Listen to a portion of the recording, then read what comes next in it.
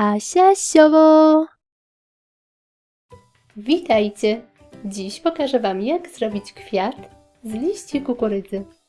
Film nagrałam na prośbę widza. Szczegółową listę wszystkich potrzebnych przedmiotów znajdziecie w opisie tego filmu. Liście kukurydzy składam na pół. Wycinam kształt płatka. Potrzebuję ich około 10-12. Teraz wycinam długie, wąskie liście.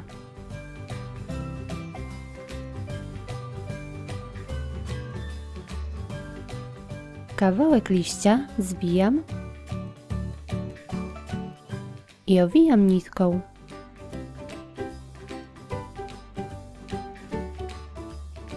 Dodaję płatek i owijam nitką.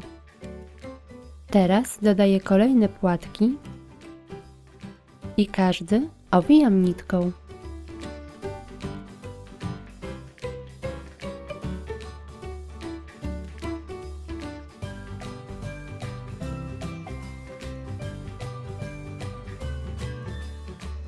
Tak dokładam następne płatki, aż uznam, że kwiat jest odpowiedniej wielkości. Do kwiatka mocuję wykałaczkę.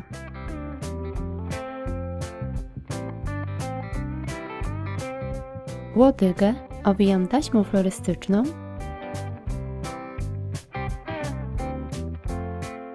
i dodaję liście.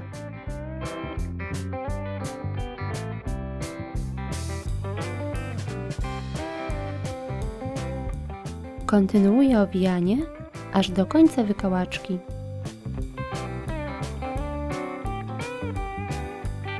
I gotowe! Taki kwiat będzie piękną i oryginalną dekoracją.